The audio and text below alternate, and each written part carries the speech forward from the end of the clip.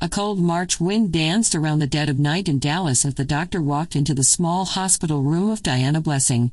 She was still groggy from surgery. Her husband, David, held her hand as they braced themselves for the latest news.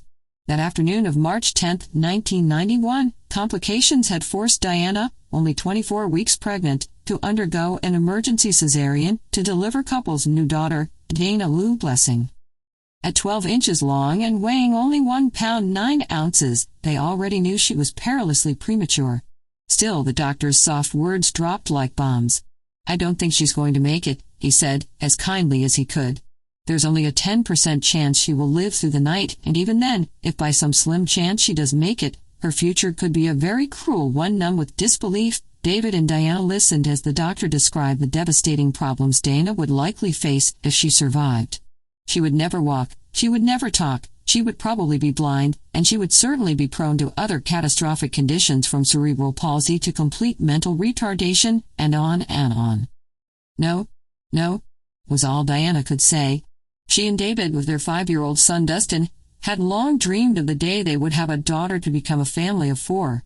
Now, within a matter of hours, that dream was slipping away. But as those first days passed, a new agony set in for David and Diana. Because Dana's underdeveloped nervous system was essentially raw, the lightest kiss or caress only intensified her discomfort, so they couldn't even cradle their tiny baby girl against their chests to offer the strength of their love. All they could do, as Dana struggled alone beneath the ultraviolet light in the tangle of tubes and wires, was to pray that God would stay close to their precious little girl. There was never a moment when Dana suddenly grew stronger. But as the weeks went by, she did slowly gain an ounce of weight here and an ounce of strength there. At last, when Dana turned 2 months old, her parents were able to hold her in their arms for the very first time. And 2 months later, though doctors continued to gently but grimly warn that her chances of surviving, much less living any kind of normal life, were next to zero, Dana went home from the hospital, just as her mother had predicted. 5 years later, when Dana was a petite but feisty young girl with glittering gray eyes and an unquenchable zest for life. She showed no signs whatsoever of any mental or physical impairment. Simply, she was everything a little girl can be and more. But that happy ending is far from the end of her story. One blistering afternoon in the summer of 1996 near her home in Irving, Texas, Dana was sitting in her mother's lap in the bleachers of a local ballpark where her brother Dustin's baseball team was practicing.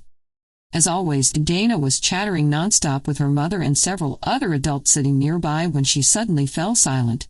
Hugging her arms across her chest, little Dana asked, "Do you smell that?" Smelling the air and detecting the approach of a thunderstorm, Diana replied, "Yes, it smells like rain." Dana closed her eyes and again asked, "Do you smell that?" Once again her mother replied, "Yes, I think we're about to get wet. It smells like rain."